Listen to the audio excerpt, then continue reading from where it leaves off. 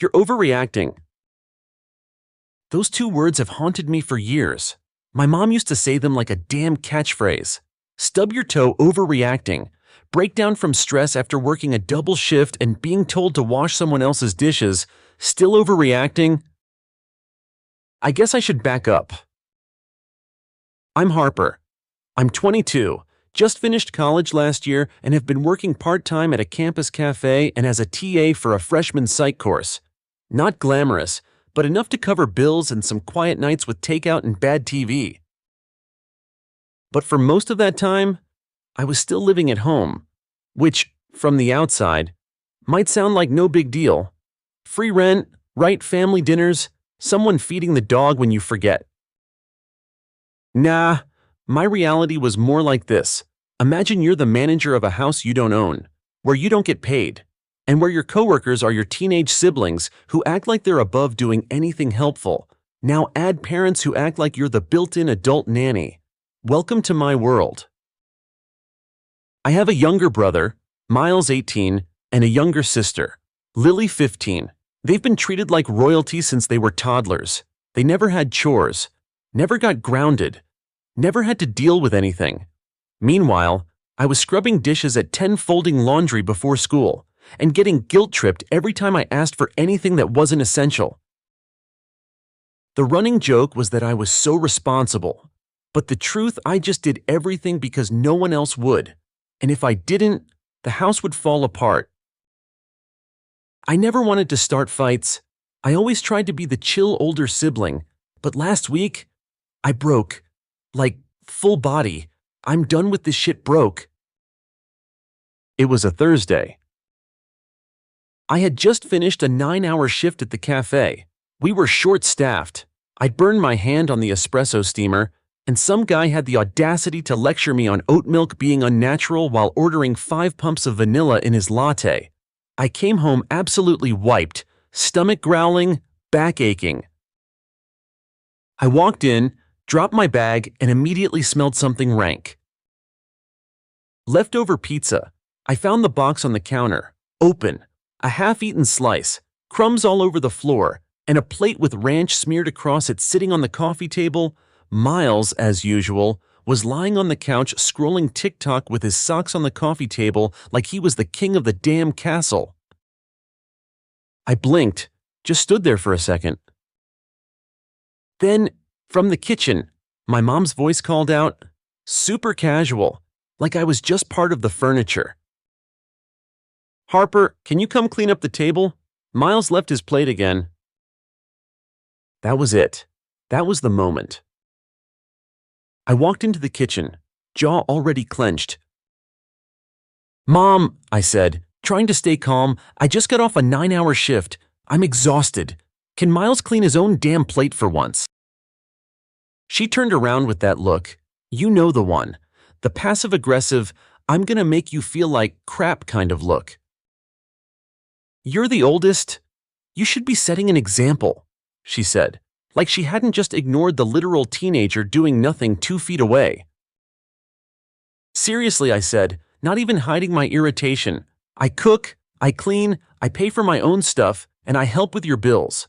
All while Miles and Lily act like guests at a damn hotel. I'm not your maid. She narrowed her eyes. You're being dramatic. There it was, the curse word, dramatic. I lost it. No, I'm being fed up. I've done everything around here for years, and no one says thank you. No one helps. You all just expect it, and I'm sick of pretending it's okay. Then, she played her final card, the grateful speech. You should be grateful we let you live here rent-free. Not everyone gets that kind of support. That hit me like a slap. Support. I wanted to scream. I wanted to laugh. Instead, I just stared at her and said the words I'd never dared to say before. I'm moving out. She went pale. You're what? I'm done, I said, grabbing my keys. I've been saving. I'll figure it out, but I'm not staying here another night. Don't be ridiculous, she barked. Where are you even going to go? Anywhere but here, I said. That'll be an upgrade. I walked out before I lost my nerve, slammed the door so hard the frame shook, got into my car and drove aimlessly for like an hour. I didn't have a plan yet, didn't know where I'd sleep, but weirdly, I felt calm, like I had just taken my first real breath in years. Eventually, I pulled into the parking lot of this 24-hour diner near campus and sat there scrolling rental listings on my phone. After calling a few dead ends, I landed a small one-bedroom on the outskirts of town. Not fancy, a bit overpriced, but it was clean, quiet, and it was mine. I signed the lease the next day. Mom texted later asking if I was coming home for dinner. I left her on read. I moved in that weekend. I had 2 suitcases, a lamp, my old microwave from college, and a $50 futon I bought off Facebook Marketplace. That was it. No help, no send-off, no we'll miss you. Just silence from my family, like I was some rebellious teenager going through a phase instead of a fully grown adult choosing peace for the first time. And let me tell you, peace, it was weird. That first night I sat on the floor, eating instant ramen out of a pot because I didn't have any bowls yet, and I swear it was the best damn meal of my life. No yelling, no guilt tripping, no dishes waiting for me that someone else dirtied, just me. But of course, the peace didn't last long. By Monday, the messages started rolling in. First, a text from my mom. Harper, the laundry room's overflowing. Can you come by and help out? You left a load in the dryer. Which, by the way, was a lie. I took all my clothes with me. I ignored it. Then Miles texted the next morning. Yo, Mom says you need to come back and clean the bathroom. It's gross. I stared at the message for a full minute, jaw dropped. Not a how are you, not even a congrats on your new place, just straight up expecting me to return and wipe their damn toothpaste off the sink. I didn't reply. Then came Lily. You could at least help Mom. She's stressed and Dad's been cranky. Why are you being selfish? Selfish. That word hit me harder than I expected. Because yeah, for most of my life, I wasn't selfish. I gave and gave and gave. Even when I had nothing left, I showed up. But the moment I stopped doing everything for them, suddenly I was the selfish one. Nah, screw that. The messages kept coming. Guilt-laced voicemails from my mom, passive-aggressive texts from Miles, radio silence from my dad, which somehow felt worse. I didn't block them, I just let the messages pile up. I needed to see it clearly, the way they only reached out to pull me back, not to check on me, not to say they missed me, just to fill the empty labor slot I left behind. About 5 days in, I got a knock on my door. It was my Aunt Rachel, the voice of reason in the family, the fixer. She never really took sides, but she always tried to smooth things over. She brought muffins. I rolled my eyes, but I let her in. I'm not here to lecture, she said, sitting on my futon and balancing her muffin on her knee, but your mom's freaking out. She says the house is falling apart, dishes piling up, dog hair everywhere. Lily won't even touch a vacuum. I stayed quiet. She looked at me, dead on. She says she needs you. I laughed, actually laughed. Of course she does, because I've been her unpaid housekeeper since I was 12. She doesn't miss me. She misses the convenience. Aunt Rachel sighed. Look, I get it, I do. But family's family? I cut her off. Is it 'cause when I was breaking my back cleaning that house every night after work? Where was family then? When Miles was playing Xbox and I was scrubbing toilets? When Lily left cereal bowls in the sink for 3 days? When Mom rolled her eyes every time I asked for help? She didn't respond. Exactly, I said. They don't want me. They want their free labor back. She stayed for another 10 minutes, tried to get me to come home for a family dinner that weekend. I declined. Politely, but firmly. I wasn't ready for a performance. I wasn't ready to pretend nothing happened. That weekend, I got a letter. Not a text, a literal, handwritten letter in my mom's loopy cursive. Harper, I miss you. I don't know what happened, but you've always been such a strong, reliable girl. We're struggling without you. Can you please come home, even just for a day? I folded it, tucked it in a drawer, and never answered. Because I did know what happened. They just didn't want to admit it. They raised me to be useful, not loved, not appreciated, just useful. And when I stopped serving that function, I became a problem. That realization hit harder than anything else. The following Monday, my boss offered me extra hours. I said yes, I needed the money, and honestly, I just wanted to stay busy, focused, distracted, anything but spiraling into the guilt my family had trained me to carry. I was on shift when I saw the notification. A group photo from home, all of them. Mom, Dad, Miles, Lily posing at the dinner table, plates full, smiles fake, caption, family night, just missing Harper. The passive aggression practically screamed through the screen. That night, I cracked. I posted a photo of my tiny living room, with my ramen, my futon, and my piece, caption. Not missing anything. And yeah, that was petty. I won't lie, but damn, it felt good. 15 minutes later, I got a call from my dad. I didn't answer. Voicemail. This little attitude of yours isn't funny anymore. You've made your point. Now come home and stop embarrassing the family.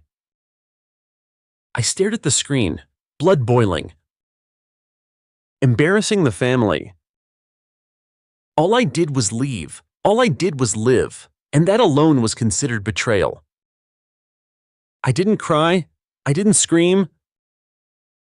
I just unplugged my phone, turned off the lights, and for the first time in a long time, I slept through the night without dreaming about cleaning up someone else's mess. A week passed, then 2. Radio silence from my family after that voicemail. I guess me not groveling was the ultimate offense. Or maybe they finally got tired of trying to reel me back in with guilt trips and half-assed manipulation. I wasn't complaining. I finally had some space to breathe, to think, to figure out who the hell I was without the constant background noise of someone else's expectations. I started decorating my place not with anything fancy, just stuff that felt like me. Plants, a thrifted mirror, a leave your drama at the door doormat that made me laugh every time I saw it. But even in the quiet, something gnawed at me. Not regret. Exactly. More like unfinished business. Like I'd walked out mid-sentence and left the door cracked behind me. Then it happened. I ran into Miles at Target. I was standing in the checkout line, arms full of groceries because I'm still too stubborn to get a cart, when I heard his voice behind me. Damn, you really just dipped? Huh. I didn't even turn around. He stepped next to me, wearing that same smug look he always had, the kind that said I get away with everything and no one ever checks me. You ignoring mom and dad forever, or what, he asked? I shrugged. They ignoring my boundaries forever, or what? He scoffed. They're struggling, you know. Oh no, I said, deadpan. Is mom okay after having to wash a dish with her own hands? He rolled his eyes. It's not about that. It's about you acting like you're some martyr. You think leaving made you special? It just made you look selfish. I laughed, loud enough that the cashier looked up. You think I'm selfish? You mean the same Harper who paid the water bill for 2 months when Dad forgot? The same Harper who cleaned your piss-covered toilet for 3 years? The same Harper who did your science project in 9th grade because you forgot it was due? His face turned red. You don't have to be such a bitch about it. No, I said, stepping up to pay. I really do. He walked off, muttering something under his breath, but I didn't even care because in that moment, I realized something big. They still thought I left them. They still had no clue I left for me. Later that night, I sat in my apartment and just let myself feel it, all of it. The rage, the exhaustion, the tiny grief of realizing your family doesn't actually know who you are, they just know what you do for them. And that was the moment something inside me shifted again. I wasn't done, not yet.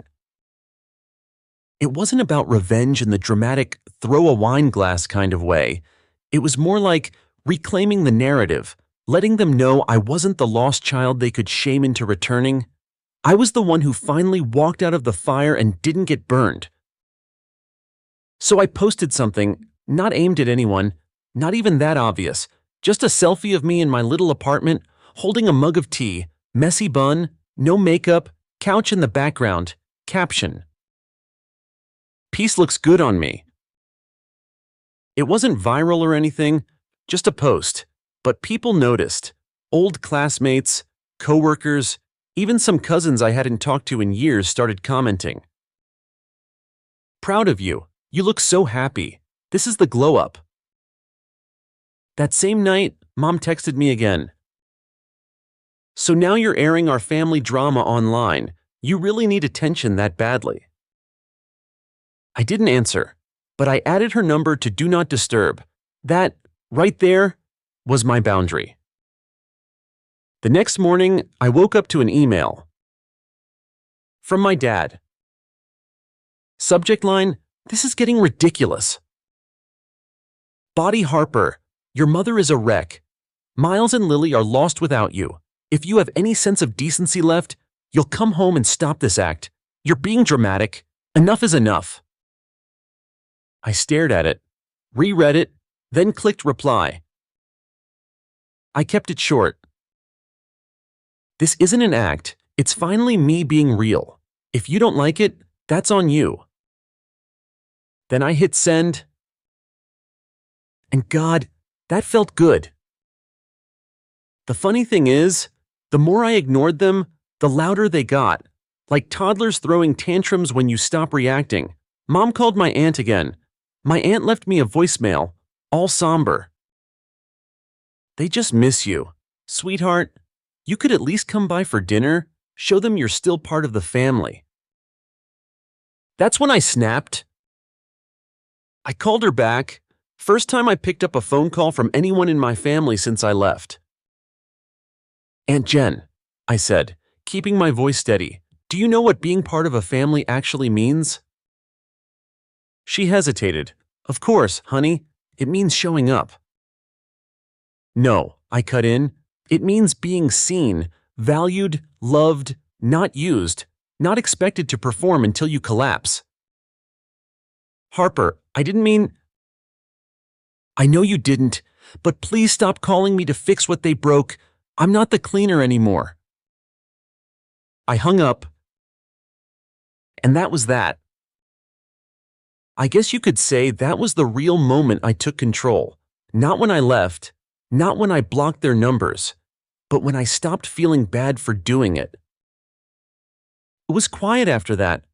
For a while, weeks passed. Then one day, I got a message on Instagram. From Lily.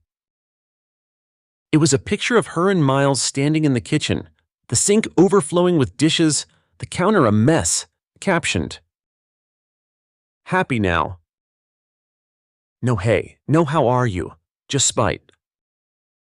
I stared at it for a long time. Then I took a deep breath and I blocked her.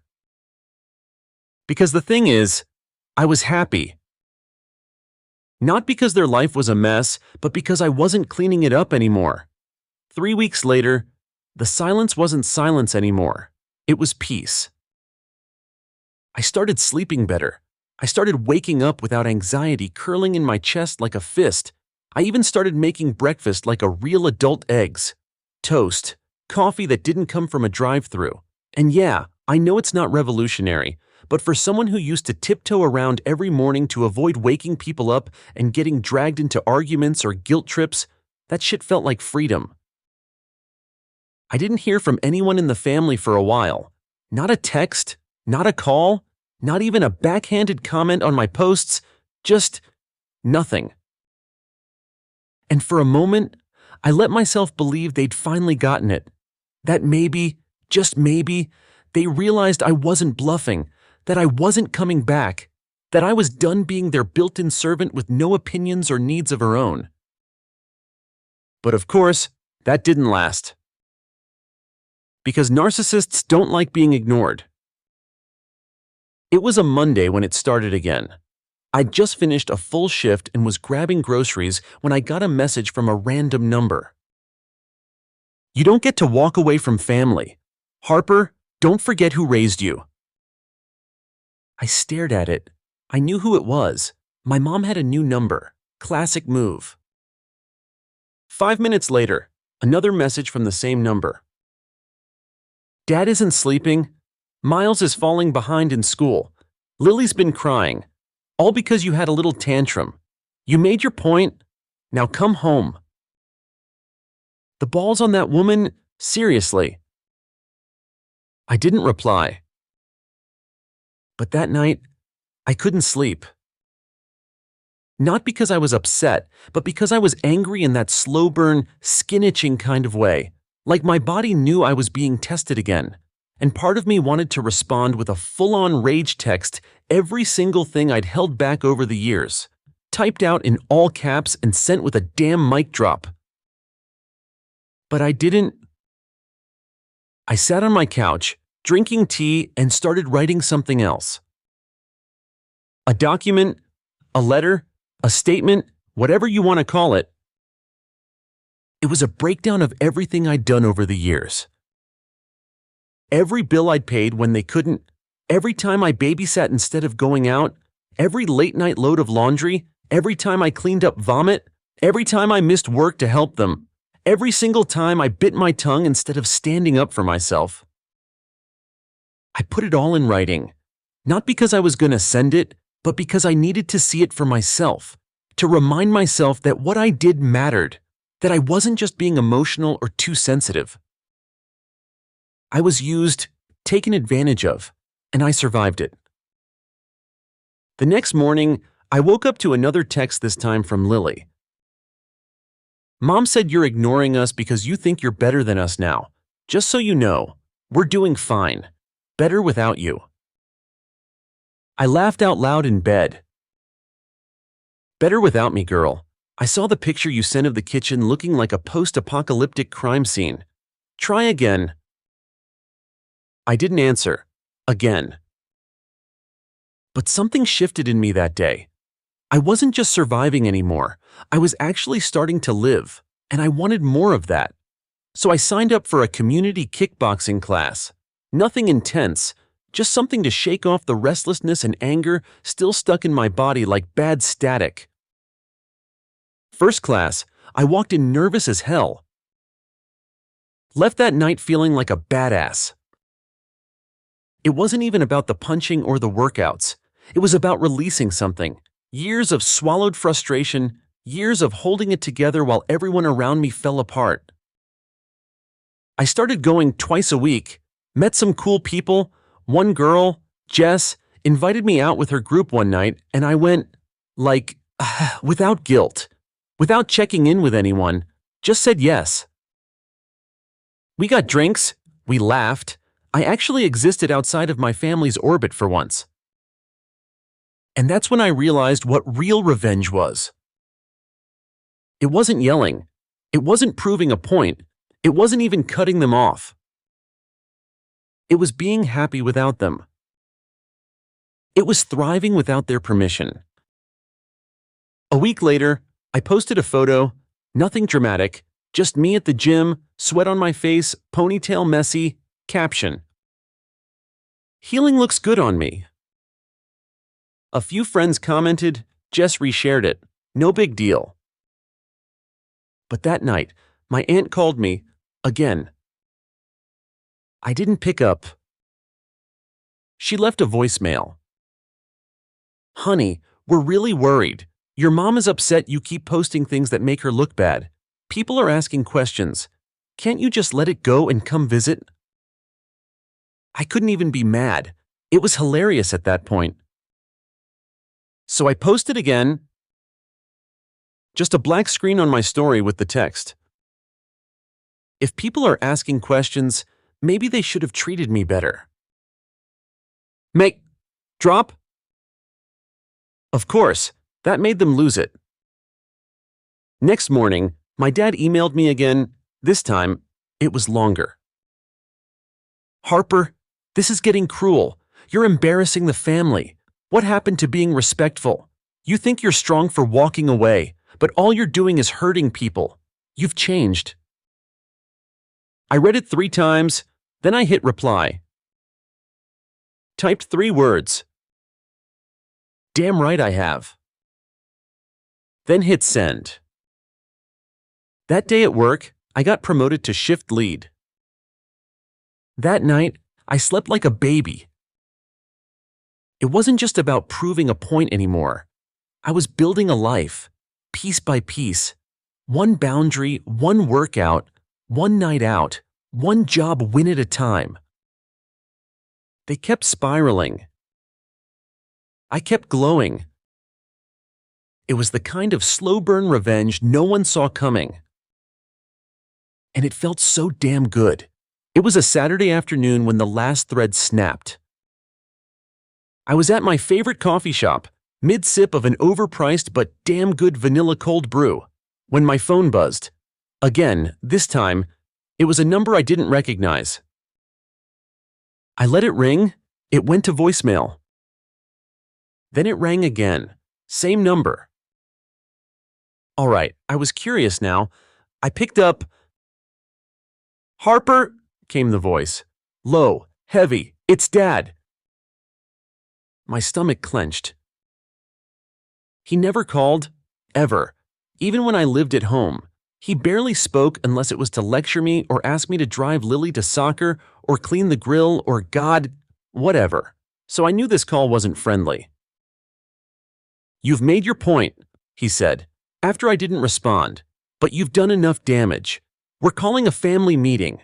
Sunday, 4 p.m. at the house." I blinked, like, what? "You don't call a family meeting when the person you're trying to meet with hasn't spoken to you in a month," I said, trying to keep my voice calm. "You live under our name," he snapped. "You owe us at least a conversation. You don't just disappear and air our dirty laundry online." So that's what this was about. Not the emotional neglect, not the years of being used like a tool, not even the fact that I left without a fight. It was about appearances. God forbid the neighbors find out I'd moved out. "No," I said, flat. "If you want to talk, we're doing it my way." Silence. Then he laughed, cold, bitter, figures, and he hung up. I sat there for a minute, staring at my cup, heart pounding. They still didn't get it. It wasn't about one dinner, or some Instagram caption, or even the house being dirty. It was years of them pretending I didn't matter except when they needed me. I didn't cry, not anymore. Instead, I opened my notes app and wrote down everything I wanted to say if I ever did see them again. I wasn't going to be caught off guard. Not this time. The next day, right on schedule, my mom texted, "Please come to the house, 4 p.m. Just talk to us. We want to fix this." I didn't reply, but I went. I didn't go to fix things. I went to burn the last bridge because it was time. I pulled up at 3:59 and sat in the car for a second, breathing. My palms were sweaty, not from fear, more like rage, waiting to be released. When I stepped inside, the house smelled the same, like fake lemon cleaner and bad decisions. Everyone was sitting in the living room. My mom, my dad, Miles and Lily, and my aunt, too, like they'd brought in backup. No one said anything at first. I stood there, arms crossed, like a bouncer at a club I didn't want to be at. Then my mom stood. "Harper," she started, putting on her soft, fake concern voice, "we're all really worried about you. We know you've been upset." "Stop," I said. "Just stop. You don't get to play this like I'm having a tantrum. I didn't disappear. I moved out, like an adult, because I was tired of being treated like crap." "You're being disrespectful," my dad cut in. "No, I'm being honest," I shot back, which is more than I can say for any of you. Lily rolled her eyes. "God, can't you just get over it?" I laughed. Like, actually laughed. Get over what? Carrying this family on my back for the last 5 years while none of you lifted a damn finger. Miles looked up from his phone. It wasn't that serious. "You're right," I said. "It was worse than serious. It was humiliating." My mom raised her hand like she was gonna shut me up, but I kept going. "You want me to come back? Not because you miss me, but because your dishes are piling up and the floor's sticky and you don't know how to work the damn laundry machine. That's not love. That's convenience." My dad stood, towering over me. "You think you're better than this family now?" "I think I finally figured out I deserve more than this mess," I said. He stared at me, fists clenched. I didn't flinch. "You know what hurts the most?" I said. "Quieter now. I spent years trying to be enough for you all, and the second I stopped breaking myself to serve you, you acted like I was the problem." My aunt opened her mouth to speak. I raised a hand. "No, you don't get to chime in. Mara, you weren't there." Silence. I took one last look around. "You want a family meeting? Here's my input. I'm done. I'm done cleaning up after people who don't respect me. I'm done playing the role of the ungrateful daughter just because I finally put myself first. I'm not coming back. Not now. Not ever." And I turned to walk out. "Don't expect us to help you when you fall," my dad called out. I stopped, turned back. "Funny, you never did." And I walked out. Got in my car, slammed the door. And as I drove away, I swear, the weight in my chest just vanished. I didn't cry. I didn't look back. I went home to my quiet little apartment, lit a candle, and made pasta. And for the first time, I ate a meal where I didn't have to clean someone else's mess first. I didn't feel triumphant. I felt whole. It's been 3 months. 3 months since I walked out of that house for the last time. 3 months of silence from my parents. Well, almost silence. There were a few passive-aggressive texts at first. The occasional, "hope you're doing well" from mom. Thinly veiled attempts to get me to reply.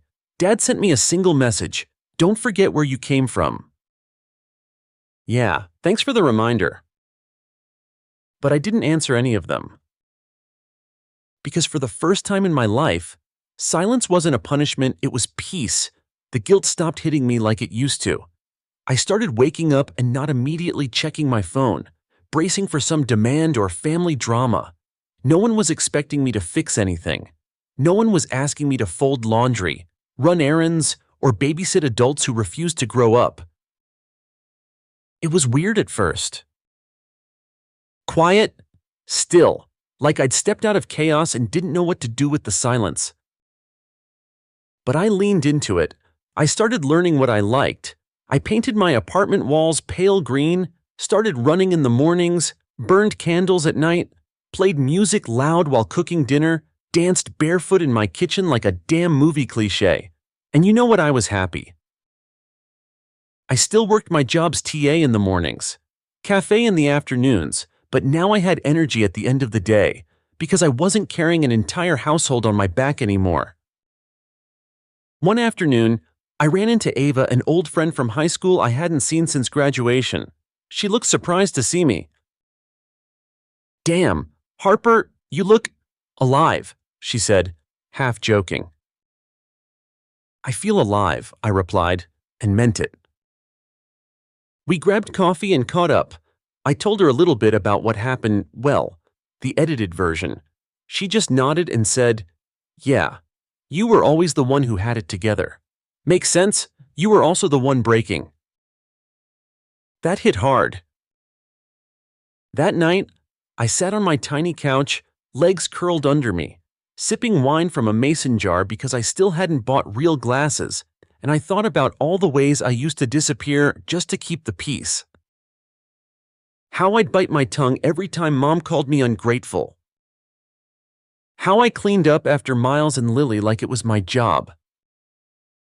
How I thought love meant being useful, being the easy one, the one who never asked for anything.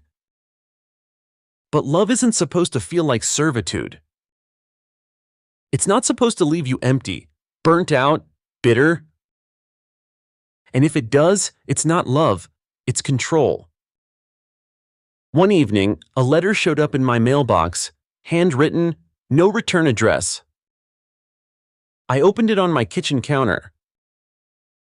It was from Lily. "Harper, I don't know if you'll even read this, but I wanted to say I'm sorry. I didn't get it before.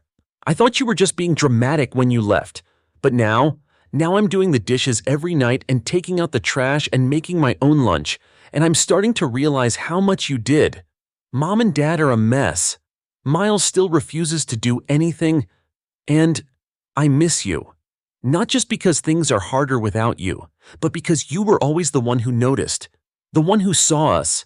Even when we didn't deserve it, I don't expect you to come back, but I hope you're okay. Love, Lily." I read it 3 times. I didn't cry, but I felt something shift. I didn't reply right away. I wasn't ready, but it meant something. Not everything, but something. A week later, I got a call from the mentorship program I'd applied to on a whim, supporting first-gen college students with academic planning and career support. They offered me a spot. It felt like alignment. Finally doing something for people who actually wanted help, who appreciated it, who were trying. I started last Monday. And it's wild. These students, some of them younger than Miles, show up hungry.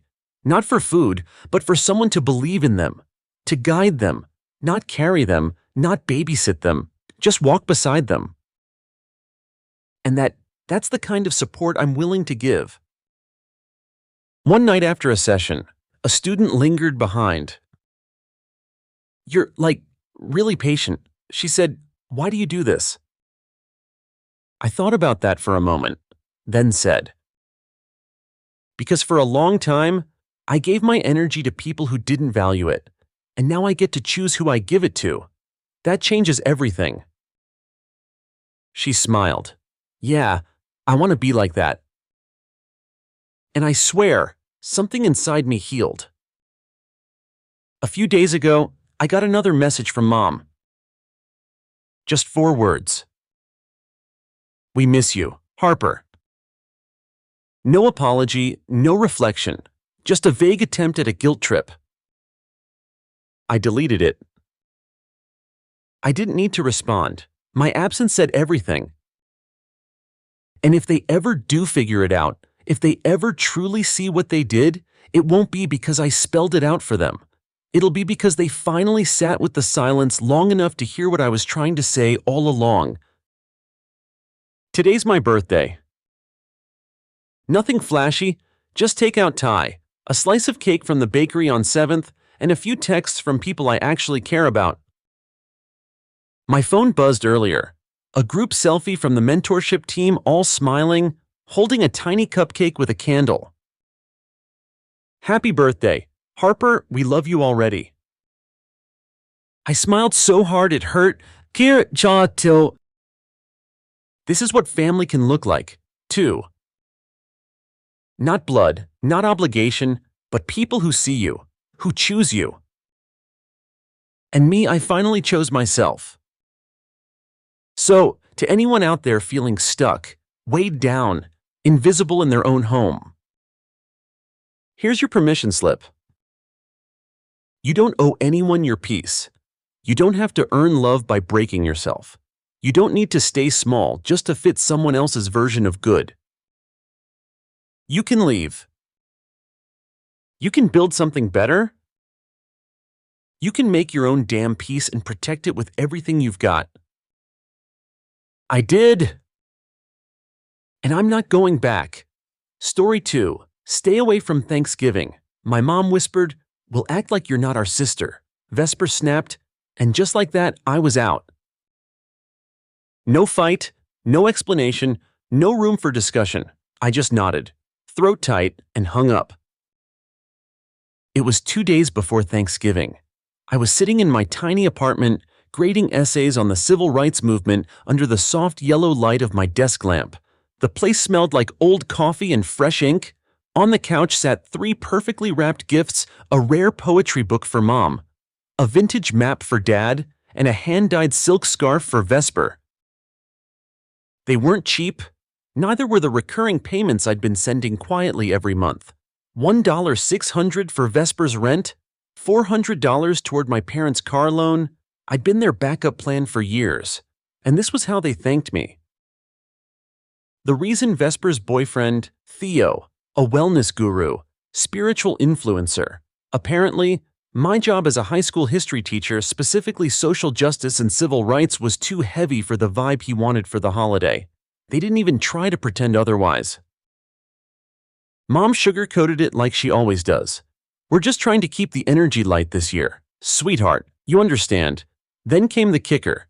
"If you show up, we might not open the door." I laughed, not out loud, but deep in my chest. That bitter, quiet kind of laugh that only comes from shock. I sat there for maybe 5 minutes, staring at nothing, while the gifts slowly lost their meaning, and then I opened my bank app and paused every single payment. No warning, no note, just clicks. $1,600, gone. $400, stopped. The $2,000 emergency fund I had set aside for their surprise crises, locked. It felt like a small revolution, like cutting a rope I didn't realize had been strangling me. Growing up, I was the responsible one. The quiet older sibling, the fixer, the helper. I made straight A's, babysat without complaint, and brought home science fair trophies that were never displayed. Meanwhile, Vesper was chaos and color. She painted on the walls literally and got standing ovations at school poetry nights. Her every doodle was praised like it belonged in a gallery. I was the kid who double-checked the locks. She was the one they clapped for. Once, I found my debate trophy from regionals shoved in a drawer under tax papers. On the mantel, a painting Vesper made of a sad-looking tree. When I asked why, Dad shrugged. "Hers just feels more expressive." That line stayed with me. When I was 16, I messed up. Vesper stood at dinner, reading some over-the-top poem she'd written about stars and heartbreak. Everyone was clapping. She looked proud, and I snapped. "Can you stop performing? It's dinner, not Broadway." She froze. The table went silent. She didn't cry, but she never read a poem around me again. I never said sorry. Figured she'd bounce back like she always did, but I think that was the crack, the one that never sealed. As adults, I kept giving. When her art commissions dried up, I wired money. When my parents' roof leaked, I hired a contractor. When Vesper's best friend failed her marketing class, I tutored her for free so she wouldn't embarrass Vesper's brand. I became useful, the behind-the-scenes sister, and slowly, my presence became less wanted until it wasn't wanted at all. Last summer, she pitched some ridiculous idea at a BBQ healing retreats for women of vision, Yoga, forest bathing, moon circles. I rolled my eyes and said, "You're selling breathing to rich people? It's not a career." She didn't say anything, but her face cracked, and just like when she was 16, I never apologized. She never brought it up, but now I wonder, did she tuck that hurt away like a receipt, waiting to use it? Now, 2 days before Thanksgiving, I was being erased. No plate, no chair, no invitation to a house I helped keep afloat for years. I sat at my desk, the smell of cranberry relish in my memory, not my kitchen. And for the first time, I let myself feel it. Not sadness, not even betrayal. Just done. Thanksgiving morning, I didn't drive to their house, didn't text, didn't call. I made a single roasted chicken breast, mashed some potatoes, lit a candle, and I ate in silence. The phone buzzed with missed calls, group texts, pictures of turkey and wine. I ignored everyone. Instead, I graded an essay about Harriet Tubman. A student wrote, "She didn't need permission to be brave." I underlined that sentence 3 times, because neither do I. Story 2. Stay away from Thanksgiving.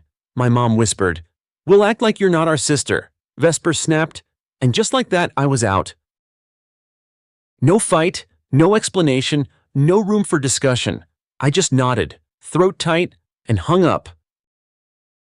It was 2 days before Thanksgiving.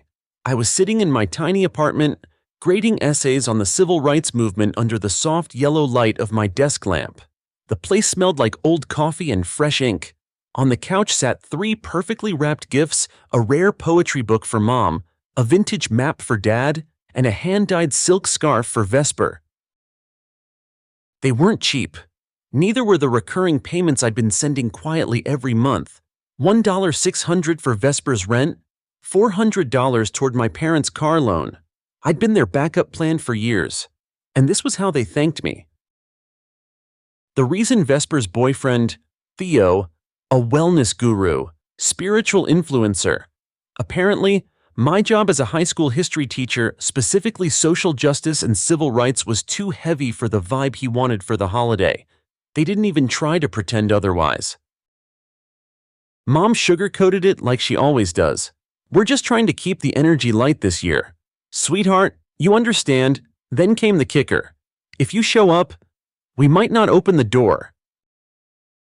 I laughed, not out loud, but deep in my chest. That bitter, quiet kind of laugh that only comes from shock. I sat there for maybe 5 minutes, staring at nothing, while the gifts slowly lost their meaning, and then I opened my bank app and paused every single payment. No warning, no note, just clicks. $1,600, gone. $400, stopped. The $2,000 emergency fund I had set aside for their surprise crises, locked. It felt like a small revolution, like cutting a rope I didn't realize had been strangling me.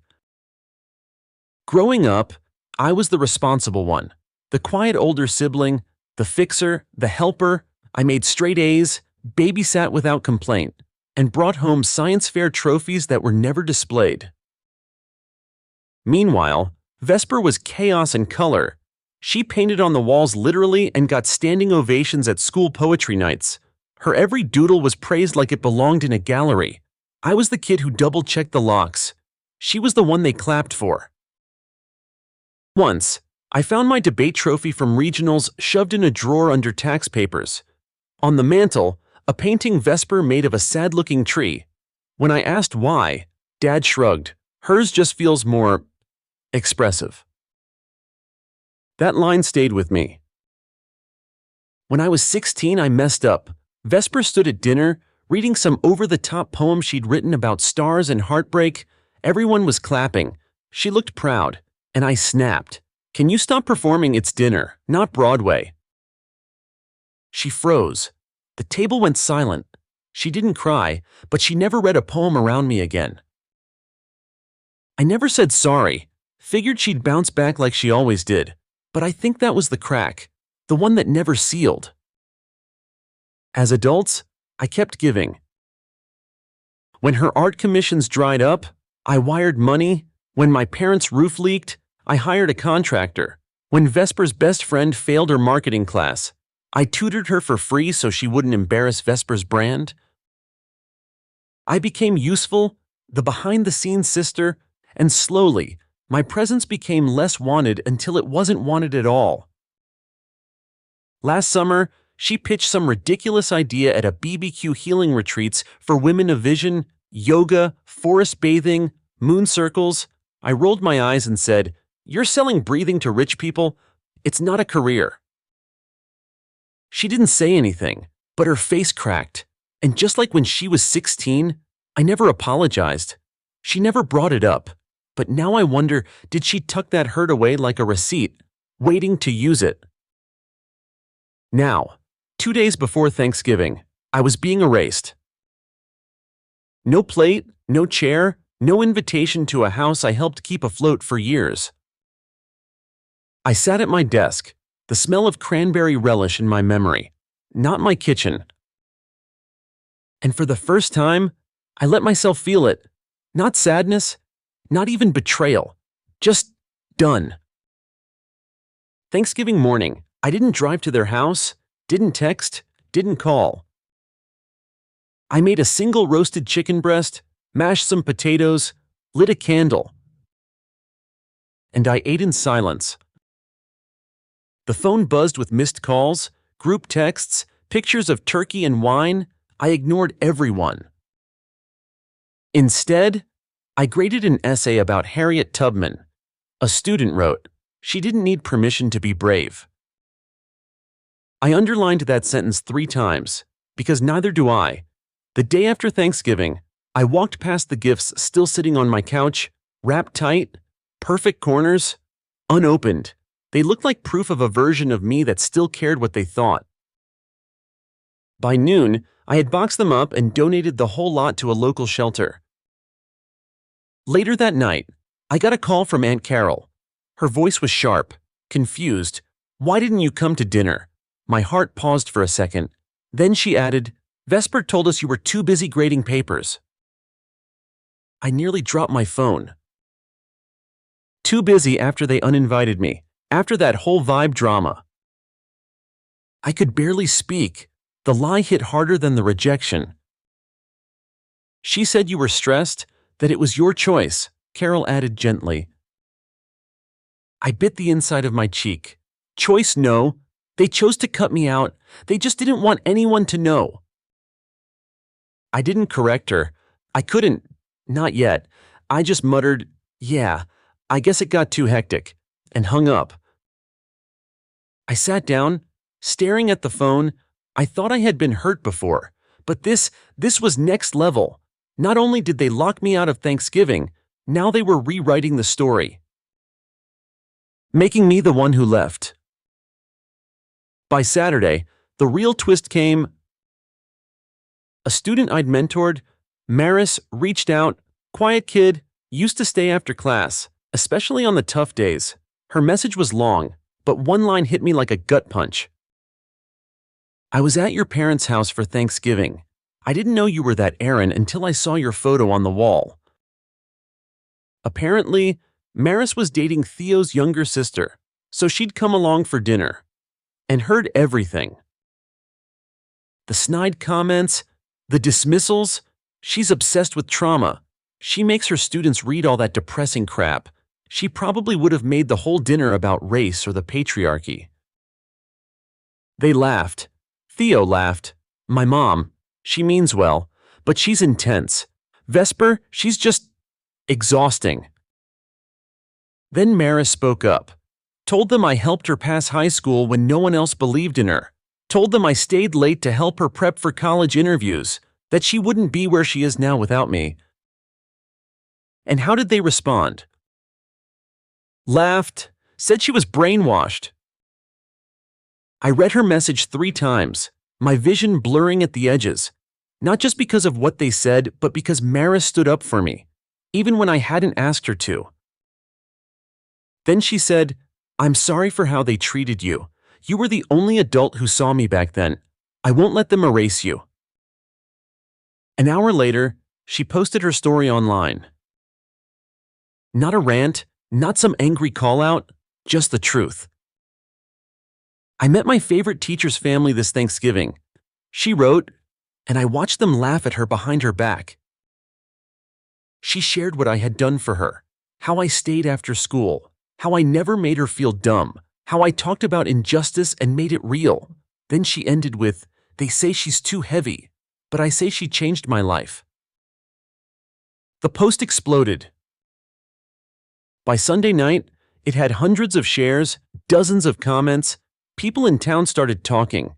Teachers, former students, even parents. My inbox filled with thank yous, stories, support. I should have felt vindicated. Instead, I felt exposed.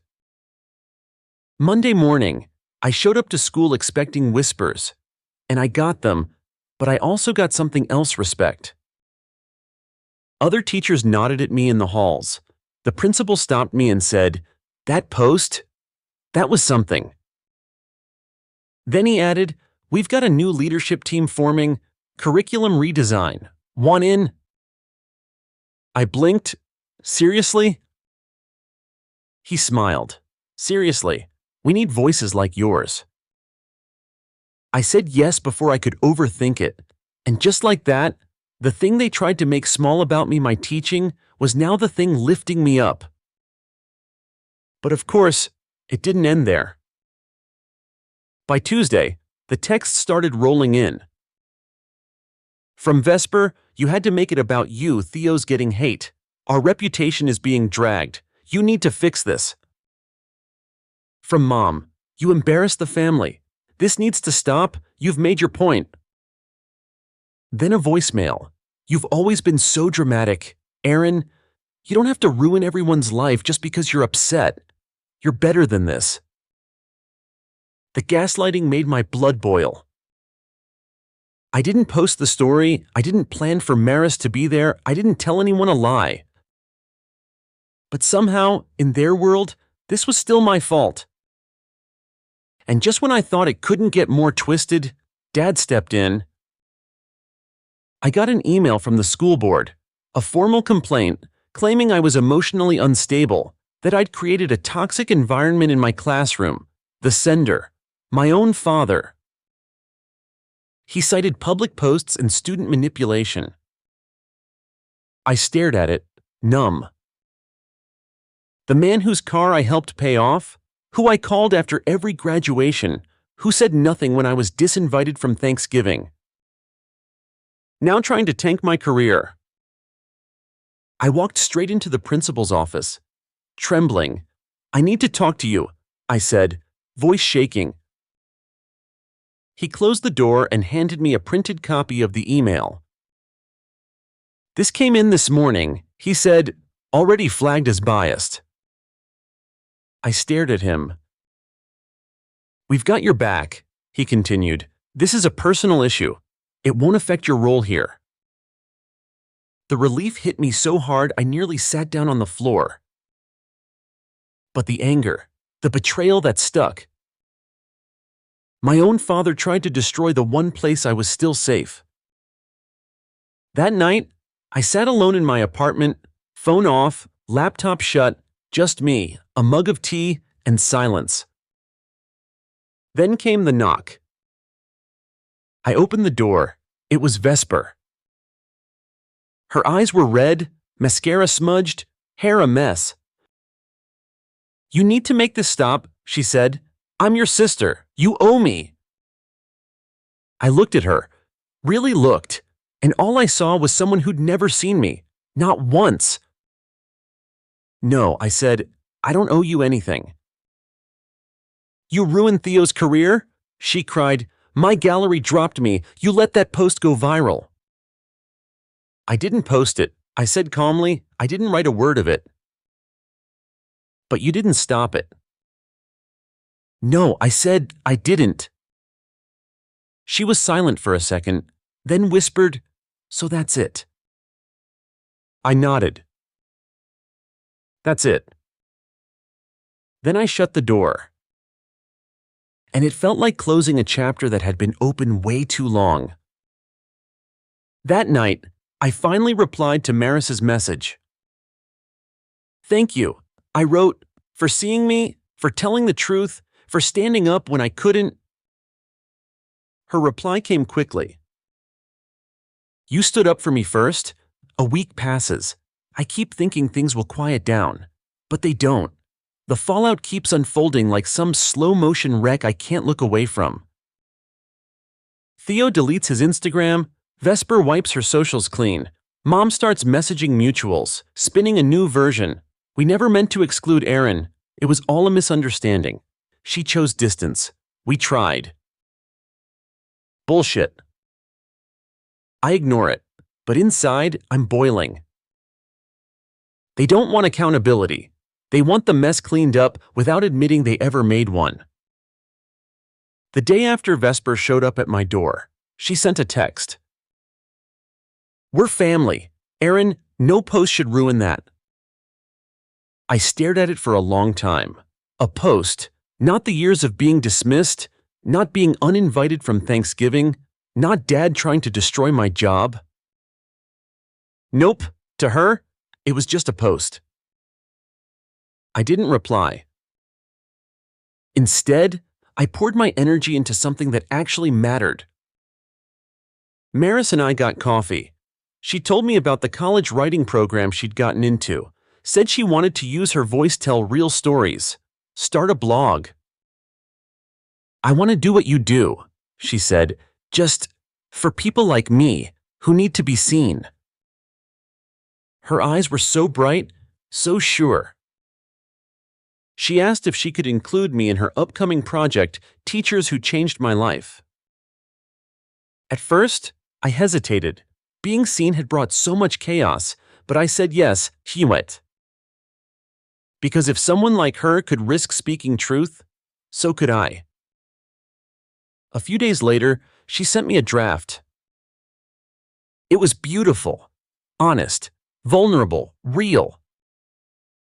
But then I hit the last part and my heart stopped. She'd uncovered something big. Apparently, Theo's entire wellness brand, his mantras, his original philosophies, his book were almost word for word stolen from my old history blog. The blog I'd started during grad school, back when I used to post essays on resilience, social movements, resistance, stuff like, "Healing isn't the absence of pain, it's the ability to carry it with dignity. You don't rise by escaping the fire, you rise by surviving in it." Theo had taken all of it, copied it, repackaged it into pretty little affirmations, and charged $799 for weekend retreats. Maris traced timestamps, screenshots, archive links, all of it matched. She asked if she could include the plagiarism in her piece. I froze. On one hand, the idea of exposure of people finally seeing was tempting, but on the other, I felt sick. They'd already smeared me, accused me of stirring drama. What would this unleash? Then I thought about that voicemail from Dad, the way he tried to get me fired, Vesper's face when she demanded I fix things, the lies they told to protect Theo. And I said, include it. The post dropped on a Friday, titled "The Teacher, the Lie, and the Stolen Truth." It went viral, fast. She laid it out clearly, how I stayed after school for her, how my family mocked me for obsessing over pain, and how Theo built a career stealing my words about justice and struggle and turned them into overpriced Instagram slogans. The response? Explosive. Hashtags started trending, #justice. For Aaron, #wellness thief, #truth matters. Even some local journalists picked it up. Suddenly, Theo's brand was under fire. Sponsors dropped him, retreats canceled, his publisher pulled his upcoming book. Vesper deactivated her art page. Theo went dark completely. And I felt light. Not gleeful, not smug, Just unburdened. That Sunday, I got another email. Not from my family, from the school district. They wanted to feature me in an educator spotlight for Women's History Month. Said Maris's post had inspired the superintendent to read some of my work. I blinked at the screen. My blog, the one no one in my family even acknowledged, was now being quoted in their newsletter. I felt seen, really seen, for my words, for my fight. And this time, it didn't feel dangerous. It felt right. Then, another message came in. This one was from Mom.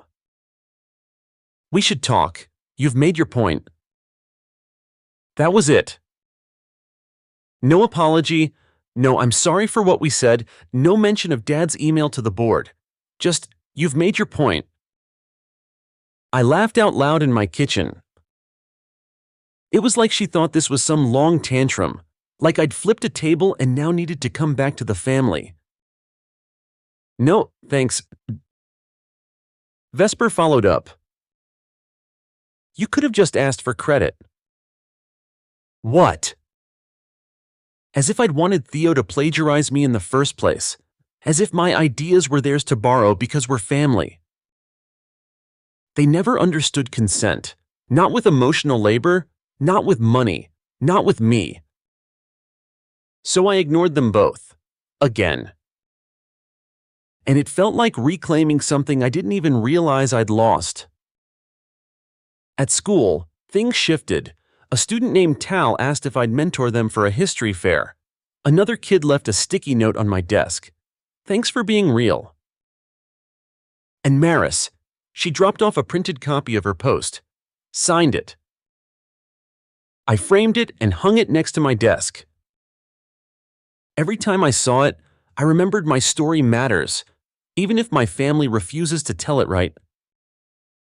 Especially then. A few weeks later, I got one last letter. From Dad. It was long, rambling, kind of pitiful. He talked about how hard it was raising two girls so different, how he didn't know how to handle intensity, how he'd leaned too much on Vesper's light and ignored my depth. Then he wrote something I'll never forget. I thought I was choosing peace, but I was just choosing silence. And now I see I chose the wrong daughter to defend. I sat with that for a long time, not out of joy, not to forgive, just to absorb the weight of it. Because it was heavy, and it was true. But it didn't change anything. I didn't reply, didn't send money, didn't fix their lives. Because I finally understood their healing isn't mine to manage. That spring, I accepted the curriculum leadership role, started shaping a district-wide module on grassroots resistance movements, built out projects that let students tell their stories. And for the first time in years, I felt grounded. Not just as a teacher, as a person, a whole one.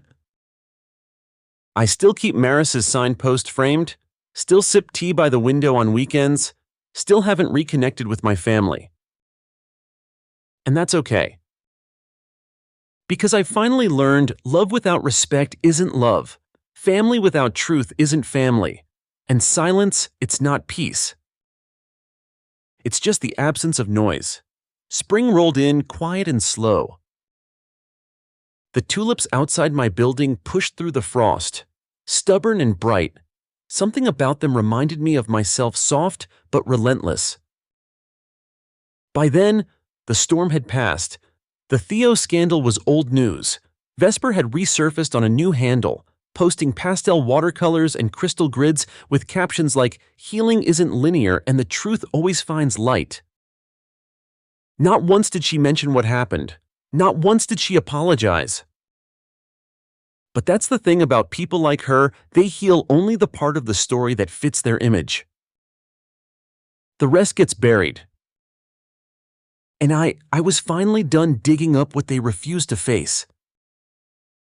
The curriculum leadership role grounded me more than I expected. Suddenly, my work stretched beyond just my classroom. I got to build lesson plans about resistance and resilience, not just for my students, but for dozens of teachers across the district. We started a storytelling project for seniors. They interviewed elders in their neighborhoods about injustice, activism, and survival. One kid interviewed his grandma about marching in Selma. Another found out his uncle was once jailed for union organizing. Watching them connect those dots, their history to the present lit something in them. And honestly, in me. It reminded me that the work mattered. Not just the teaching, the truth-telling. One rainy Friday, I got a letter. Real mail, not email, no return address. Inside was a folded piece of notebook paper, written in blocky handwriting I hadn't seen in years. It was from Vesper. You probably won't read this, but I wanted to try. I don't know why it's so easy to forget what people do for you. Maybe because you made it look effortless. Maybe because I never wanted to admit how much I relied on you.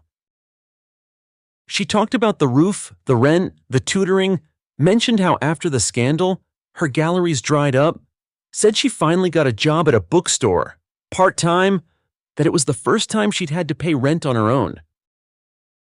It made me think of you, and how you always just handled things, quietly, without asking for thanks.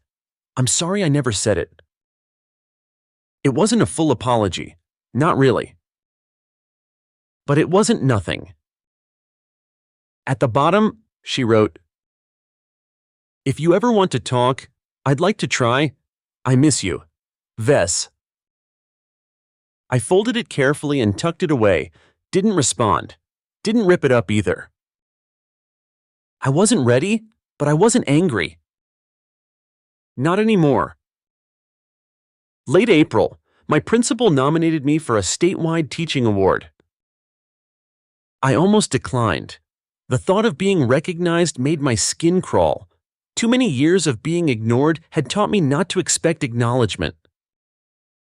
But Ezra, my friend-turned-partner, told me something that stuck. "You're not being seen for who they made you," he said. "You're being seen for who you are. Let them see." So I let myself be nominated. When the board called a few weeks later, telling me I'd won, I didn't cry. I smiled, quiet, proud. Like I'd built something solid with my own hands. Because I had. They held a ceremony in May. Nothing fancy, just a banquet room at a downtown hotel, cheap tablecloths, wilted roses in vases. But the energy was electric.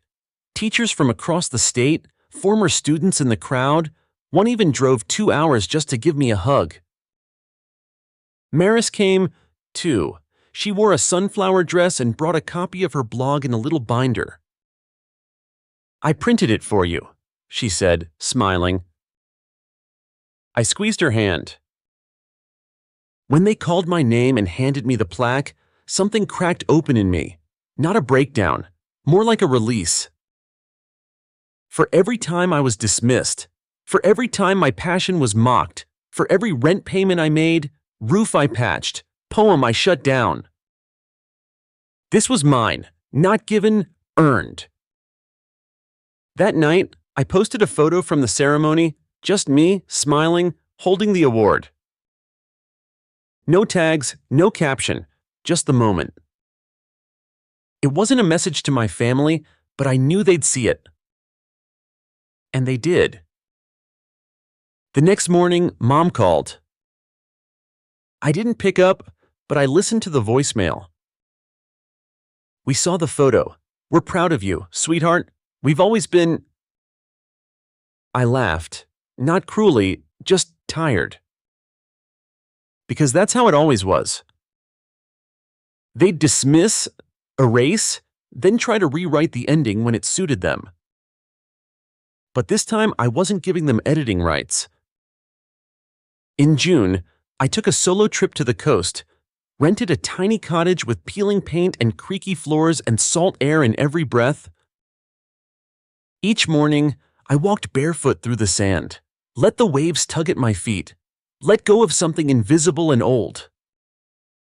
I brought one book, a collection of letters from women abolitionists. Their words, fierce and uncompromising, felt like echoes of the parts of me I'd hidden to survive my family. On the last day, I wrote in my journal, "I don't need a family that erases me to feel whole. I'm not the sister who begs, I'm the woman who builds. I'm finally free." Back home, I hung the plaque near my desk, not for anyone else, for me. Above it, I taped a sticky note in my own handwriting. Let them feel the weight of your absence. Because sometimes, absence is louder than presence. Sometimes, choosing yourself is the loudest rebellion. In the fall, I helped launch a district-wide scholarship fund for first-gen students pursuing education. We named it The Rising Line, after a line from my old blog Theo plagiarized. We are not the end of the line. We rise, and others rise with us. When Maris heard, she offered to help with fundraising, said she wanted to give back. We raised $10,000 in the first month. It felt like magic, or maybe just justice. The slow kind, the kind that takes years, but arrives anyway. Winter crept in again, the second Thanksgiving since I'd been uninvited. This time, no calls, no warnings, no whispers. Just silence. But it wasn't empty. It was peaceful. Ezra and I cooked a meal together: roasted squash, mushroom stuffing, rosemary bread. We set 2 plates, lit 2 candles.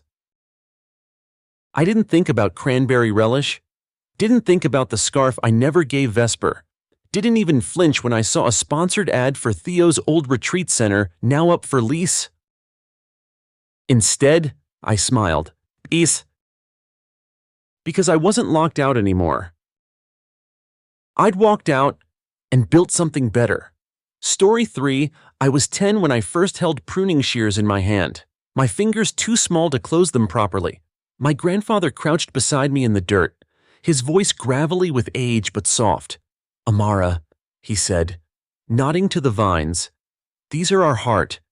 Tend them, and they'll carry you." That vineyard Valyrio was magic to me. The sun spilled over the Napa hills, and the soil smelled like rain and legacy. I spent entire summers there, memorizing varietals while my little sister Leora made messes in the cellar, giggling as she snuck sips from Merlot bottles. While I cataloged pest control methods, she painted daisies on wine crates. "You're so serious, Amara," my mom would say with a laugh, tousling Leora's hair. "Let her have fun." That's how it always was. I was the responsible one. Leora the spirited artist, their golden child. I got straight A's, earned a viticulture degree, and eventually built a respected wine portfolio in San Francisco. My job wasn't just cushy, it was influential. I had a high-rise apartment, a Tesla lease, and my name on the invite lists. But despite the shine, I never stopped thinking about Valyrio, about the dirt and sun and pruning shears. So when my dad called out of the blue and said, "We're about to lose the vineyard," I didn't hesitate. Foreclosure was hanging over them like rot on grapes. My mom cried softly in the background. I packed up my life, sold my apartment, cashed out my savings, and drove to Napa. The vineyard had aged. The tasting room looked stuck in 1989 with dusty blinds and faded wallpaper. The vines were tired. The finances were bleeding. But I could fix it. This was my grandfather's legacy, and I wasn't going to let it wither. The first weeks back felt like war. I was working 18-hour days patching the irrigation system, gutting the tasting room, replacing soggy decor with reclaimed wood and floor-to-ceiling windows. I pitched ecotourism events and trained the staff to tell our story better. We're not just selling wine, I said, we're selling a revival. Elena, our head winemaker, lit up with the idea. So did Matteo, the groundskeeper, whose back had seen more harvests than I'd had birthdays. And it worked. Reservations tripled. Word of mouth spread like wildfire. We were the comeback story Napa didn't know it needed. Wine Spectator called us a hidden gem reborn. I even developed a bold new Pinot Noir with cherry and tobacco notes that had critics swooning. But none of that mattered at the staff meeting. We've decided, my mom said, her smile wide and strange. Leora's going to take over as head. I blinked. What? My dad wouldn't even look at me. Amara, she added, patting my arm, you've done wonders, but Leora's the face we need. Leora strolled in like she'd just stepped off a Pinterest board. Don't take it personally, she said with a smirk. You're better behind the scenes. Behind the scenes? Like the 18-hour days? Like selling my damn apartment? Like the vineyard being alive only because I gave it CPR? They gave her everything I built. I didn't scream. I didn't cry. I just nodded and walked outside, where the vines shimmered under the late afternoon sun. I had poured myself into this place, and they still chose her. The next week, Leora slashed the irrigation budget, the sustainable system I'd installed gone. Guests started noticing. It's not the same anymore. One whispered in the tasting room, feels corporate. I caught Elena staring blankly at the new cheap wine labels Leora insisted on. Matteo looked like he aged 10 years. Leora didn't care. She hosted influencer picnics and deleted the vineyard's history page from the website. You can't keep doing this, I told her one afternoon, finding her lounging in the office chair I once sat in. You're destroying what we built. She just shrugged. People don't want your moody grape stories. They want boho vibes and good lighting. I wanted to scream, but I stayed. I kept tweaking staff schedules to make things flow better, coached the team behind the scenes, anything to keep it alive. Until one day, I saw a vine wilting, something so small, but it pushed me over the edge. Why didn't you fix this? I barked at Matteo. He looked at me, calm but hurt. I told Leora last week. She ignored me. I snapped, just do your job. He straightened. I thought you were different. Then he walked away and quit. I stood there alone, the dying vine beside me, and felt something inside break. When Leora canceled the annual Harvest Festival, our biggest event, I knew it was over. Guests stopped coming, reviews tanked, Elena avoided eye contact. My dream of leading Valyrio had become a nightmare. And my parents still blindly supportive. She just needs time, my mom said, sipping wine she didn't know had oxidized. That night, I pulled over on a dusty back road and cried until my chest hurt. I can't do this anymore, I whispered.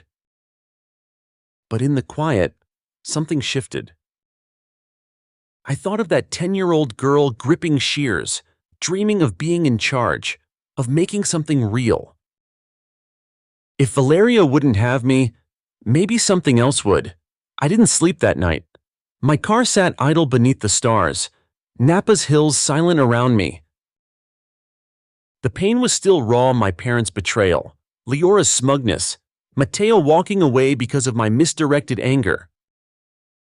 But somewhere between heartbreak and rage, a decision formed. I wasn't going to fight for a seat at their crumbling table anymore. I was going to build my own. The very next evening, I drove past Solara Estate, a neighboring vineyard I'd always admired as a kid. It sat on higher ground, the sun hitting its hills just right. Its wines had once sold for double ours, but now, a foreclosure notice flapped on the main gate.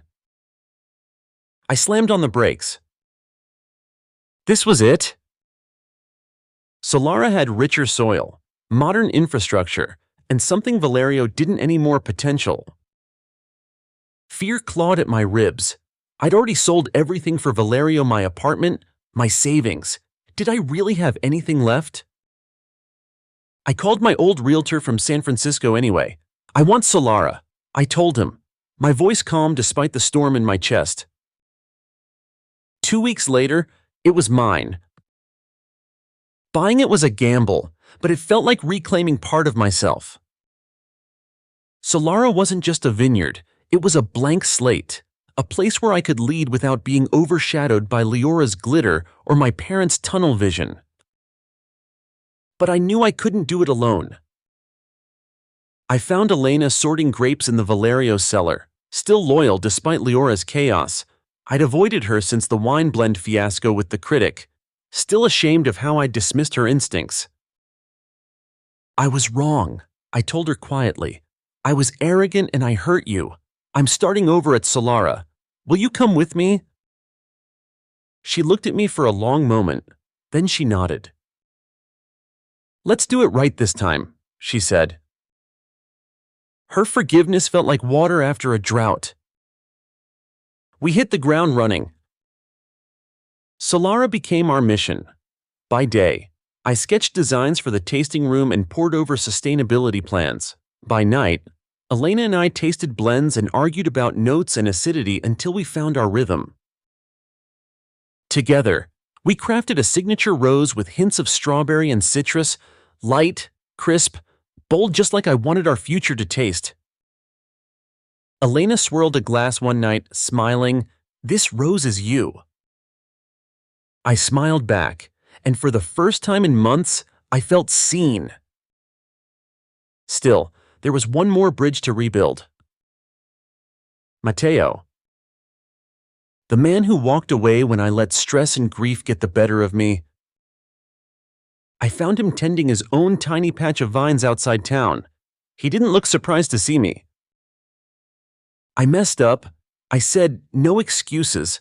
I was angry and I took it out on you. I'd understand if you didn't want to hear this, but I'm building something new. I'd like you to be part of it." He studied me, the silence stretching. Then he sighed and nodded. "I believed in you once. Let's see if I still can." The three of us became a team. We renamed it Solara Estate, a nod to the sun that kissed its hills and the future we were chasing. I designed a farm-to-table bistro with locally sourced menus. Elena handled the winery operations. Matteo oversaw the land, installing solar panels and irrigation lines more efficient than anything Valyrio ever had. Solara didn't just look different, it felt different. This wasn't about proving myself to anyone anymore. It was about creating something real, something mine. Of course, the ghosts of Valyrio weren't finished with me. Word spread fast that I'd bought Solara. My parents stopped returning calls. Worse, they started spreading rumors. Amara betrayed the family. One Napa supplier told me coldly before hanging up. Another scoffed, "You think you're better than your roots now?" It stung, but I refused to let them stop me. I tapped into old contacts from my San Francisco wine days, negotiated deals with newer, more flexible suppliers, and found a PR intern who made our story go viral. From Family Black Sheep to Napa's new star, one headline read, "The real turning point came when our rose hit the market." Elena and I had obsessed over it for weeks down to the cork design. We shipped our first batch to tastemakers, then held our breath. Within days, food bloggers were raving, "A rose that feels like summer in a glass." By month's end, we were booked out with private tastings. Matteo added walking tours of the vineyard, highlighting our solar infrastructure and native plants. Guests loved it. We weren't just serving wine, we were serving meaning. One night, Elena and I sat on Solara's new patio, a blanket over our knees, watching the string lights sway in the breeze. "I haven't felt this proud in years," she said. Neither had I. But deep down, I still wanted closure. Not from Leora, she could keep her Instagram posts and fake charm. I wanted my parents to really see. But when I emailed them an invite to our first press night, the only reply I got was from my mom. "We're happy you found something that works for you," she wrote, "but don't expect us to approve of you abandoning Valyrio." That night, I closed my laptop slowly and looked out over Solara's hills. Let them hold on to their broken version of family. This was mine. And I was just getting started. The press night at Solara Estate was flawless. Lanterns swung gently in the warm Napa breeze, guests strolled the vineyard rows, wine glasses glinting, laughter rising like music. The air smelled of rosemary, grilled peaches, and ambition. And all of it, every sip, every compliment was ours. I stood behind the new walnut bar we'd carved ourselves, pouring our rosé into gold-rimmed glasses. My fingers didn't shake. My smile wasn't forced. For the first time, I didn't feel like I was pretending to lead. I was leading. By the end of the evening, we had 3 event bookings, a feature in Wine Country Weekly, and a whispered inquiry from a major distributor. Matteo walked over with a grin. "That was it," he said. "That was your moment." I just nodded, swallowing the knot in my throat, because I knew he was right. Of course, Leora wasn't going to let that moment pass quietly. 2 days after our press night, Solara's Instagram was spammed with negative comments, most of them petty, overrated, corporate, probably funded by Daddy. Except I didn't have to guess where they came from. One of the comments used a nickname only Leora used for me in private. Childish, but expected. What I didn't expect was the message I got that night from an anonymous account. "Your grandfather never meant for you to be left out. Ask about the will." I stared at the screen, pulse thudding. The will. I knew my grandfather had passed his shares of Valyrio down. At least, that's what my parents had told me, that he wanted the business to remain with the face of the future, Leora. But what if that wasn't true? I'd sold my apartment to save Valyrio, given up everything. What if they hadn't just dismissed me, but deliberately shut me out? I started digging. Late into the night, I pulled old boxes from the storage unit where I kept family papers, photos, and letters. I found the vineyard's founding documents. I found handwritten notes from my grandfather. One envelope caught my eye, yellowed and sealed. On the front, "To be opened in the event of my death, L. Valyrio." I tore it open with trembling hands. Inside was a notarized copy of his will. My name was on it. He'd named me sole heir. Not Leora. Not my parents. Me. I didn't sleep. I couldn't. The betrayal was so deep, it numbed me. They'd known. My parents had seen this, read it, and buried it. All those years, I'd been begging for their approval, working overtime, sending money, trying to fix their mess. They were protecting a lie. A lie that gave Leora a throne she didn't earn and kept me out of a home that was always mine. The next morning, I sat with Elena and Matteo under the pergola behind Solara. I told them everything. Elena was furious. "That's not just favoritism, that's theft." Matteo looked like he'd suspected all along. "What will you do?" I didn't answer. Not yet, because I wasn't sure. The following week, Leora hosted a press brunch at Valyrio to combat Solara's growing buzz. I didn't go. I didn't need to. because something else was unraveling something she hadn't prepared for. A journalist contacted me after hearing about our rose. She'd done a background piece on Valyrio and asked if I wanted to give a quote. Instead, I offered her the will. I didn't want revenge. I wanted truth. The article dropped 3 days later. Heir apparent, the sister behind Nappa's real legacy. It laid everything bare: the will, my sacrifices, the timeline of Valyrio's decline under Leora's leadership. The backlash was immediate. Local investors pulled out of Valyrio projects. One of their biggest suppliers posted support for Solara, and then the phone calls started. First from my father, then my mother, then Leora. I didn't answer. Instead, I posted a photo of my grandfather's will on Solara's Instagram, captioned simply, "He believed in me. I believe in myself." The post went viral. A week later, I received a letter, official and cold. Leora had filed an injunction to contest the will. I wasn't surprised. What did surprise me was a knock at Solara's door late that Friday night. It was my Aunt Sophia, my grandfather's sister. We hadn't spoken in years. She looked tired, but kind. "He told me about the will," she said, stepping into the tasting room. "He was proud of you, Amara. He knew what your parents were like. That's why he left it in writing." I blinked back tears. Why didn't anyone say anything? She touched my arm, "Because they buried it, just like they buried you."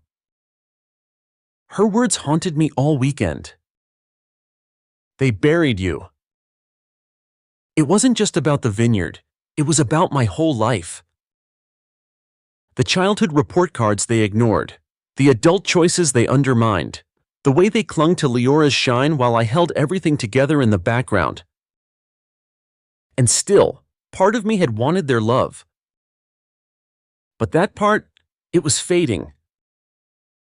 Elena, Matteo, and I met with a lawyer to enforce the will. It would take months to sort through the legal process, especially with Leora's challenge. But Solara was booming. Tastings sold out 3 weeks in advance. Our new rose blend got a glowing feature in Vine and Table, and we started shipping out of state. Guests told us Solara felt like old Napa, soulful, bold, and rooted in story. One evening, as I watched a couple clink glasses under the string lights, I whispered, "We're doing it." Matteo heard. "No," he said, smiling, "you're doing it." I finally believed it. The future was uncertain. There would be court dates.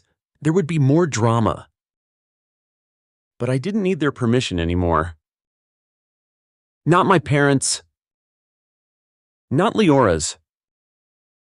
Solara wasn't just thriving, it was mine. Built with integrity, reclaimed from silence, and filled with the kind of loyalty I used to search for in all the wrong places. I still walked Valyrio's borders sometimes.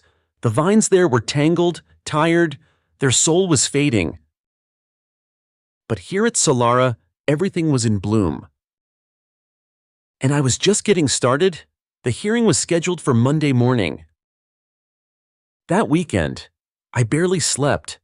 I spent hours walking the rows of Solara, the soil cool beneath my boots, the vines brushing softly against my arms. The rose blend, our best yet, was maturing in the cellar. Guests laughed in the distance, the kind of laughter I used to imagine echoing through Valyrio. Solara was thriving. But a knot still sat in my chest. This wasn't just about legal ownership. It was about something deeper being silenced, buried, and finally stepping out of that grave. Matteo found me out by the eastern slope Sunday night. "You ready?" he asked. I nodded slowly, as I'll ever be.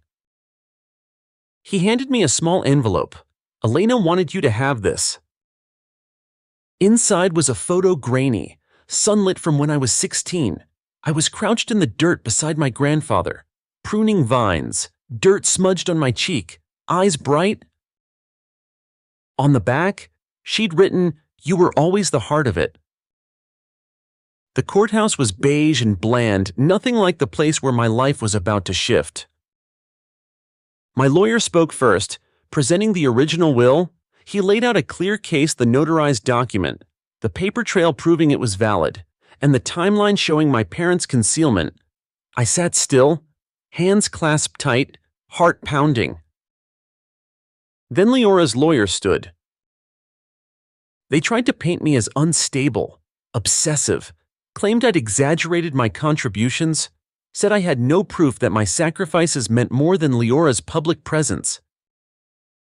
But I had the receipts, literally. I'd kept every transfer, every email, every late-night invoice. More importantly, I had Solara. Halfway through the proceedings, a quiet voice interrupted the room. "I'd like to speak," said Aunt Sophia. The judge hesitated, then allowed her. She rose from the gallery, firm and calm. "I was there when Lorenzo Valyrio signed that will. I was one of the witnesses. He left Valyrio to Amara because she lived for it, because she knew it in her bones."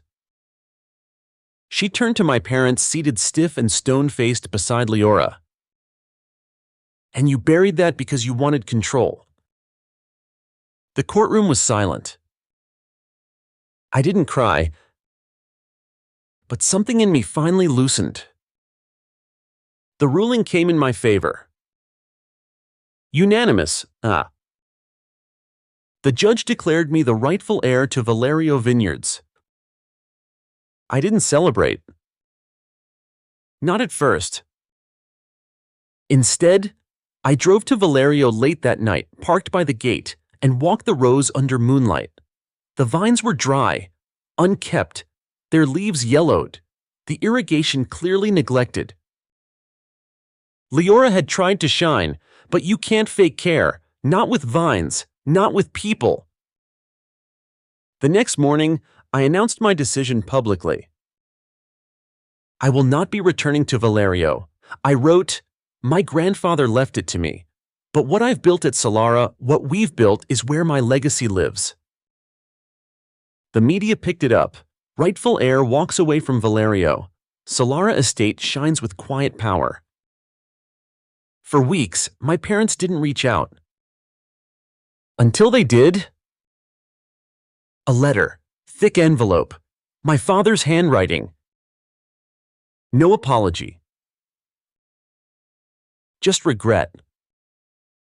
He talked about legacy and tradition, said they thought they were doing what was best for the family, that Leora needed a purpose, that I had always been strong enough to stand on my own. I laughed bitterly when I read that line. Strength isn't something you're handed, it's built, brick by bruised brick. I didn't write back. Leora reached out next. Not through lawyers or media. She came to Solara. She stood at the gate, uncertain for the first time I could remember. Her hair was damp from rain, her eyes rimmed with exhaustion. "I messed up," she said. "I wasn't ready. I never wanted to hurt you like that." I said nothing. She looked down. I was scared. "You were always so sure of yourself. I thought if I could just be the face, maybe I'd matter more." Silence stretched between us. "I'm sorry," she whispered, "for everything." And for the first time in years, I saw her.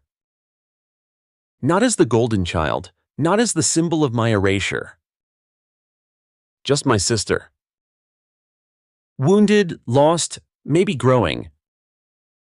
I didn't forgive her, not completely. But I nodded. "Thank you," I said quietly. "I needed to hear that." She didn't ask to come inside. She just turned and walked back to her car, the sound of gravel under her heels soft and sad. That night, I poured a glass of rosé and sat on the terrace overlooking Solara's western slope. Elena joined me. "To new beginnings," she asked.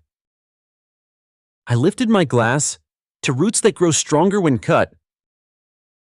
In the months that followed, Solara exploded. We expanded the tasting room, added a small event space for local artists and educators. We hosted poetry readings, sustainable farming workshops, and even a benefit for youth programs. Guests came not just for the wine, but for the story, for the truth in every pore. And I kept pruning. I still walked the vines daily, dirt under my nails, sun on my face. Matteo once said, "You're not rebuilding, you're planting something new." He was right. Solara was no longer just a rebellion, it was a sanctuary. The final twist came 6 months later. An invitation. The Napa Valley Wine Awards.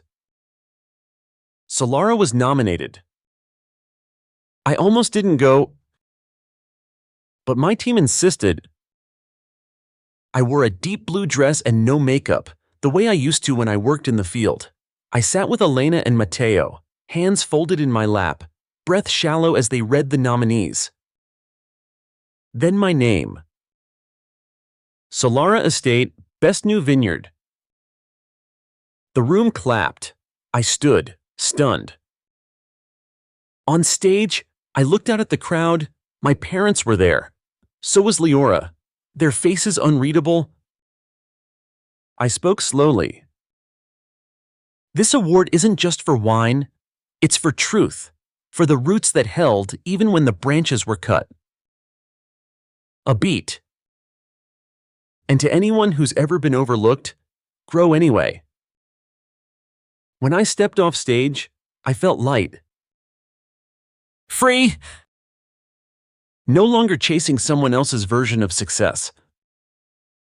No longer begging to be seen.